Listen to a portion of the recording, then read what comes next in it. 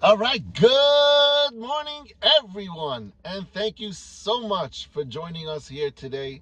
Today's shir should be Le'ilu Nishmas, our dear friend Menachem ben Yisrael Yaakov, as well as my dear aunt Rivka Bas Gavriel Tzvi, and as well as Duvidal's grandfather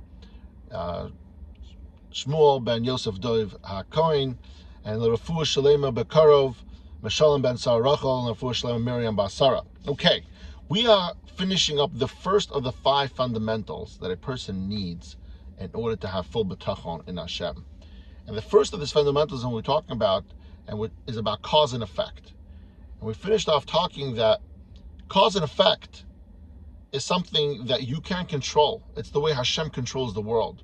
And so when something happens to you in your life, we have to understand that that's from Hashem, and that is a specific aspect in the entirety of a story or of an outcome, a specific outcome that's supposed to happen.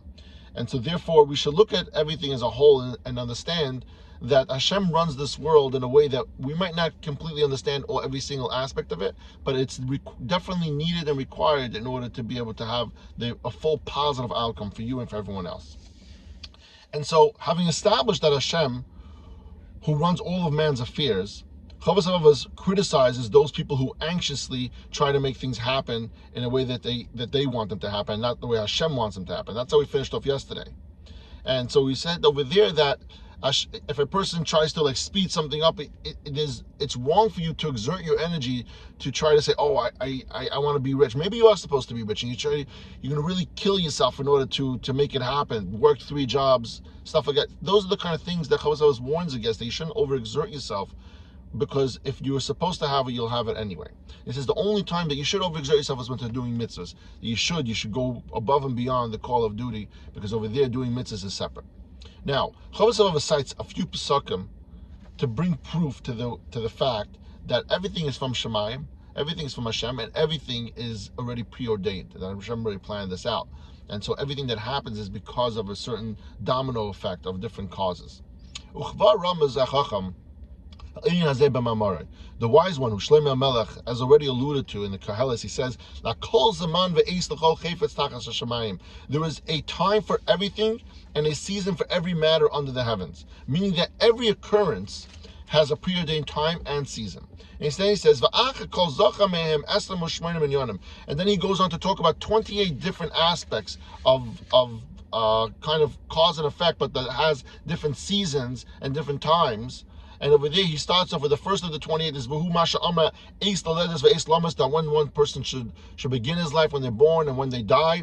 And then the last of the 28, he talks about Ad Amra Eis Mochama ve'Eis Shalom, that when there should be a time for peace and when there should be a time for war.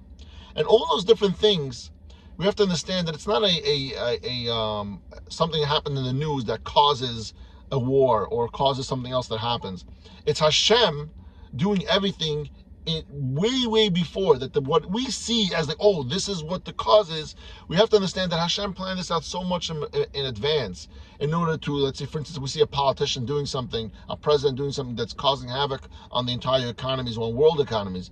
We have to understand that the whole reason he's there is because of a part of a chain of effect. It's not that particular president is making that happen. There's so many things that happened years and years and years ago in order to make sure that he was put into place and he should be saying these different things. And furthermore, he says, as mentioned above, he says, even the occurrences that seem sudden, when counted the experience and expectations, are also preordained by Hashem. Like I just said, if you see something that just, oh my gosh, it just happened, it's crazy. No, it wasn't. That was all planned from Hashem. And he says, Va'ama.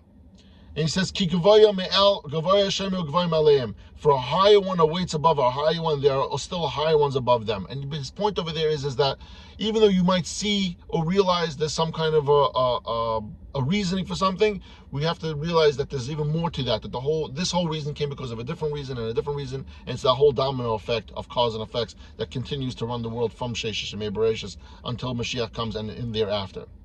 And now Rav Av concludes this segment by expressing, he says, the futility of trying to even comprehend the way in which Hashem runs the world. Don't try to start making calculations. Don't try to figure out, this happened because of that, or if I do this, this is what's going to happen. Don't try to do the calculation, and don't even try to figure out Hashem's ways. Don't try to think that you know what Hashem is doing. There's an old saying that says, man plans and God laughs, and it goes more than just that. It goes that Even if you think you figured it out, like, oh, you see, this would happen, even that might not even be the actual outcome or reasoning for that outcome. And he says, "V'halichas dinei habari yis'ala," the way in which Hashem, He carries out His decrees, are too hidden, they're too profound, they're so elevated in a way that we couldn't understand them. And we couldn't fathom those things. So even if on a small little aspect you can't figure out, definitely not on a big picture you can't figure that thing out.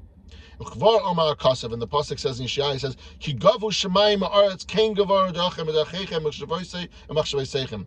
As high as the heavens over the earth, so are my ways higher than your ways, and my thoughts than your thoughts. That Hashem is saying to you, even as smart as you might be, and you might think you figured it out, I'm even smarter than that.